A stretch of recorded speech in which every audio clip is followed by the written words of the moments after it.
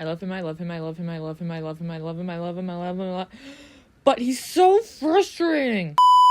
Time for another series that I planned to be one video, but got too big for one. My thoughts on my favorite Hunger Games by far, The Ballad of Songbirds and Snakes. This will be 3 parts, but unlike my Skywalker Saga videos, will not reference each other or be under the same series title. Here's part 2, the character analysis on my favorite character in the entire series. I was introduced to Coryo in November and December of 2023. I read the 4 books that currently exist at the time in under 2 weeks, then saw Ballad in theaters, and he was my definite favorite character, to no shock of anyone else. I've always had a thing for bad guys, but he did feel special to me. He is my 5th favorite character ever, only to these 4 guys, and I'll try to explain why. I had my dad answer this question in part 1, but if I had to define Coryo in one word, it would be empathetic. And before you say, Rocky, empathy's a good thing that describes good people, let's look at the dictionary definition of empathy real quick. Merriam-Webster defines empathy effectively as the ability to understand and, to some extent, experience others' thoughts and feelings. Empathy is, by definition, a skill, and like any skill, it is both good and bad until a given person uses it. Combined with the second and third words I'll use to describe him, paranoid and ambitious, you get somebody who is, if nothing else, really, really good at making you believe whatever he needs you to believe. So, he's empathetic because he understands people. I'll build on that in a minute, but right now I want to focus on paranoia. The Ballad of Songbirds and Snakes was inspired by the state of nature debate. Well, are people good or bad? Which Suzanne Collins said naturally led her to tell Coryo's story, why he's bad. And I think it started right here.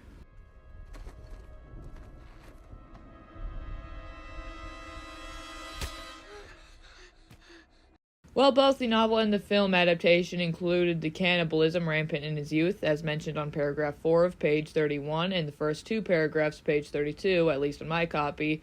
Well, mentioned a lot, but those 2 passages specifically mentioned how seeing his neighbors cannibalize each other made him realize, at the age of 5 years old, that he also could be taken advantage of and betrayed and eaten alive by his neighbors, by people he trusts. While it was clearly irrational fear during the dark days, Coryo's fear turned into paranoia.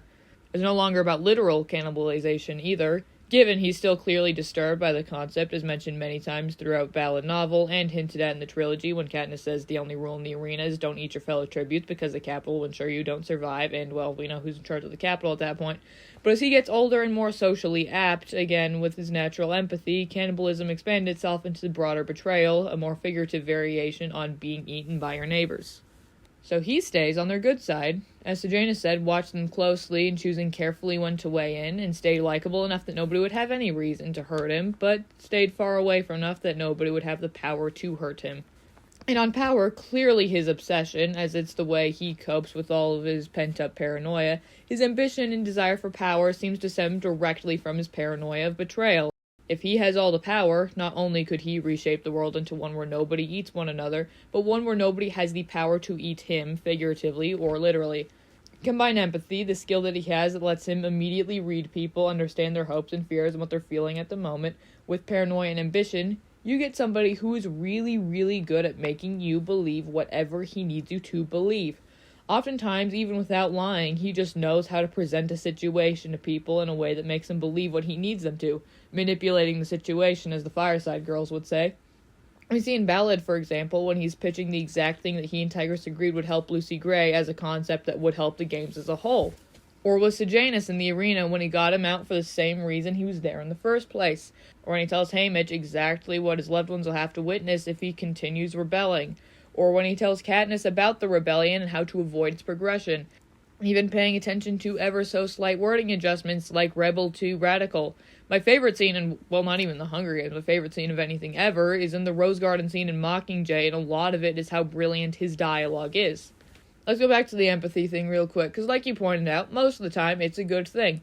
Empathetic is also the first word I'd use to describe Luke Skywalker, the purest hero in the galaxy, so why didn't Coryo turn out that way? Empathy just means you understand people, but usually if you understand somebody, that leads you to having compassion for them, which Coryo does multiple times. He shares food with the tributes in the zoo, even when he can hardly find any for himself. He is affectionate and caring towards Tigris and Grandmam in any way he can, even risked cheating in the games multiple times to save Lucy Gray. The scariest scene in Ballad, to me at least, is the part after Sejanus dies and Coryo starts going through his stuff. Coryo breaks down crying and apologizes for his betrayal, which means that he's fully capable of mercy and compassion and remorse, and chooses not to act on it. So every time he does something terrible, he's choosing to weaponize empathy and ignore the compassion that usually follows it. Is there a timeline where he doesn't? I think so.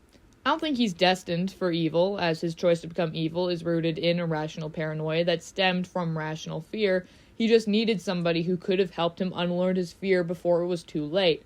Tigress did her best, of course, to shield him from the worst of it, to raise him as best she could, but only a licensed psychologist could have fixed him, and she was only 8 years old. There is one more scene I want to go over in my breakdown of his general character before I move on to some other stuff, and that is the ending scene of Ballad when he kills Dean Highbottom, which I think demonstrates a significant change in him. His other 3 kills, Bob and Mayfair and Sejanus, are all explained with the fear of him being eaten, figuratively or literally. He's paranoid that he will be literally or figuratively eaten by his neighbors, as we've established a lot. Bobbin is a very obvious example of Coryo acting on this. The movie changes the scene just a little bit, but it's still self-defense. Bobbin tried to kill Coryo. Coryo won't let that happen.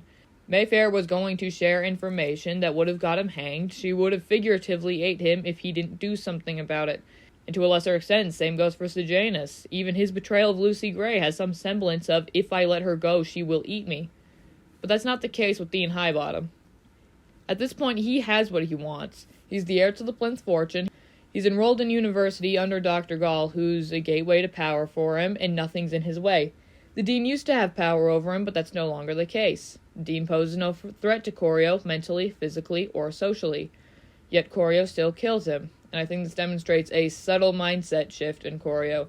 It's the moment when don't get eaten, don't get eaten, don't get eaten is twisted into don't get eaten, so eat first. What started in a reasonable place shifted into paranoia, and Coryo let it twist itself into something much more dark and paranoid and deadly. And for the rest of his life, he chooses to ignore the compassion and remorse that he's clearly capable of and let his paranoid, darker side control him. Coryo is such a perfect character in so many ways. Everything about him, as established in the novels, is consistent, realistic, and still terrifying. Although I do think the films truly defined him as the tragic and human villain he's remembered as. The extra scenes in the first film, don't quote me on this, but I believe were added at Donald Sutherland's request, established his weaponized empathy and motivation, which is still consistent with the addition of Ballad. Catching Fire establishes his paranoia, played off by Donald Sutherland perfectly, and he still continues to play this perfect balance of humanly vulnerable and unstoppable evil throughout Mockingjay, especially my favorite scene ever, the Rose Garden scene in Mockingjay 2. My word! Perfect dialogue, perfect characterization, perfect execution, especially on the part of Donald Sutherland. It's a legacy that nobody should have even come close to. But in comes Tom Blyth, who took up the mantle for the majority of Ballad, and I don't know what acting juice he's on all the time, but he's somehow improved on this legacy. I'm not saying his performance was better than Donald Sutherland's by any means, but I don't think better even applies here. It's the same character, ergo the same performance. They're both incredibly strong in the role, and Tom Blyth added to what was already there, while also establishing the characteristics that define him later. The clarity in his ambition established well throughout the film, but is especially well established in his conversations with Tigress and Sejanus. One thing I find interesting about him is that, as established, he's incredibly empathetic, which makes him a perfect manipulator. Although unlike a lot of great manipulators, he's not a great liar. It's established in the trilogy, of course. Oh, my dear Miss Everdeen, I thought we agreed never to lie to each other. It's what gets him at the end of Ballad. His paranoia is also clearly defined through lines that seem like a threat at first. It's the things that we love most that destroy us, and never let them see you bleed, for example. The way Donald Sutherland delivers them, again, makes him sound like a menacing villain, and he is a menacing villain. But lines like this retroactively expose him for the paranoid, powerless child he still sees himself as. Tom Blyth also pulls off the scared little boy mentality extraordinarily well. I was rewatching Ballad recently because I thought I'd put it on in the background as I wrote this, but I got distracted by it and I just ended up rewatching it, and I noticed that he is trembling in fear constantly, and it's not obvious, but once you see it, you can't unsee it. It's my favorite acting performance ever for many reasons, but if I had to pick one, Is my favorite acting performance ever for many reasons, but if I had to pick one, Tom Blyth really, really nailed the emotional subtleties of the character whose legacy should... Is my favorite acting performance ever for many reasons, but if I had to pick one, Tom Blyth really, really nailed the emotional subtleties of a character whose legacy should have been untouchable. And on a complete side note, I do have something to ask you. On the note of things I noticed when rewatching Ballad this time, you might notice that even though I've talked about Coryo nonstop throughout this whole video, I haven't once referred to him by his full first name. I do call him Coryo almost exclusively because it's adorable and I have free will, but I also thought that I knew how to pronounce his full first name. But when rewatching Ballad, I noticed two distinct variations. If you say it how it's spelled, it's Coriolanus, 5 syllables. But I also noticed a lot of Coriolanus, 4 syllables, which makes sense. Tigress, who knows him best, shortened it to Coryo, 2 syllables. But then again, if you read the book, you know that when he's referred to as Coryo, the spelling changes from an I to a Y. And not to mention, I don't know if this is just my accent, but whenever I, say it before, whenever I've tried, I've noticed when I say it fast, it's Coriolanus, which is entirely different. But then I remembered, oh yeah, it's a Shakespearean name, it's been around forever, it's got to have an established pronunciation. So I looked it up, and the result that I got was Coriolanus, which I refused to accept. And I'm pretty sure Epic Voice Guy from Australia says Coriolanus, which also doesn't sound right. But then again, I didn't realize until I watched Ballad, the movie, that the third to lead character's name is pronounced Sejanus, because when I read the book, I thought it was Sejanus. So I don't know anymore. You say it how you want, but I'm sticking to Coryo. I don't know anymore. I'm rambling, but I have 2 more things I want to go over. 1, there's quite a few what-if thought experiments in the Hunger Games. What if Katniss never volunteered? What if Gale did? What if Haymitch succeeded in the revolution the first time? Etc. The one I like to think about is what if Coryo never took power? Because yes, he's super evil, a terrible government leader, and somebody who made a multitude of terrible and evil decisions, so Panem's gotta be a better place without him in charge, right? But he didn't create the system he inherited. He didn't make the games. He didn't start the oppression of the districts. Let's pretend for a second that his life swapped places with Arachne Crane. He dies before the 10th games, and she takes over the country. Arachne is openly sadistic, egotistical, pretentious, and somebody President Snow once referred to as poison with perfect teeth. If Coryo Snow says you're too poisonous, you have a problem. Imagine her running the country for a second. Assuming the 24 Capital students we see are all the potential successors, obviously Lysistrata, who's Jessup's mentor, would be the top choice. The book version of Festus would also be just fine. But the others? Sure, Sejanus is morally superior to Coryo, not like that's saying much, but he's also naive, incompetent, and indecisive, and the nation would fall apart under him.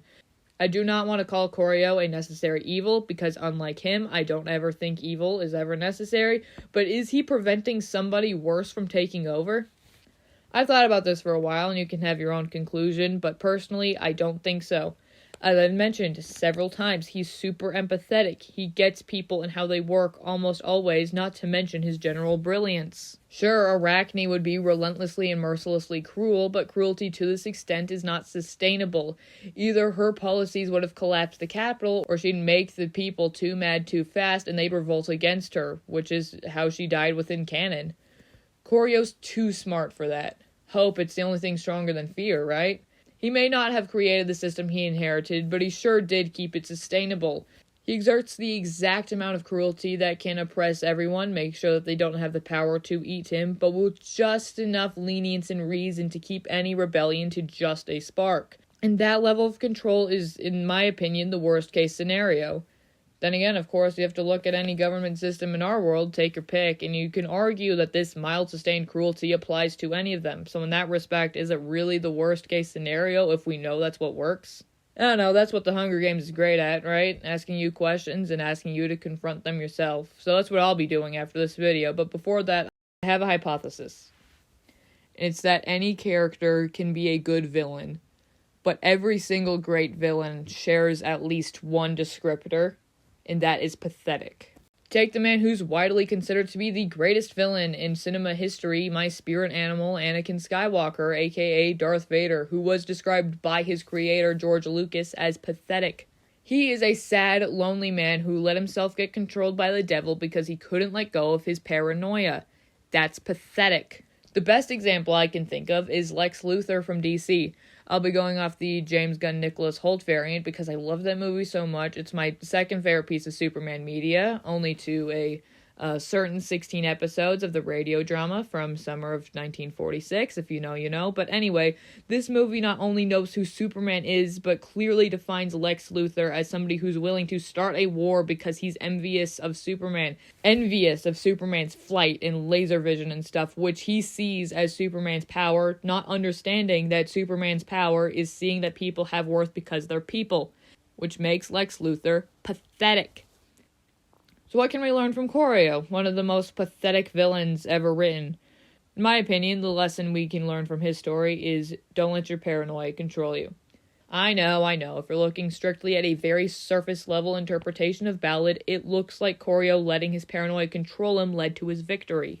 Sure, he got to live his life, but I say living a life with paranoia of your neighbors literally or figuratively eating you is no life at all, not to mention the moral failure of figuratively eating everyone else first so they can't do it to you. Besides, that's just Ballad. There's 65 more years of moments that prove he didn't win no matter how much he tried, and I want to end this video with one. We know he spent his entire life trying to stop his neighbors, colleagues, districts, or anyone else from betraying him, figuratively eating him, or literally eating him alive. And how did he die? President Coryo Snow, the great and terrible, who let his paranoia of cannibalism control him his entire life, literally eaten alive by his neighbors. Pathetic. Thanks for listening to my rambling, everyone. I really appreciate it. These are just my thoughts, and I want to hear yours. Was Coryo always destined for evil? If not, what would have happened if he didn't? Who's your favorite character in the Hunger Games? But you'll never guess mine. Anyway, leave your thoughts in the comments, and as always... For the chat up line, is that a rose on your arm, or are you just happy to see me?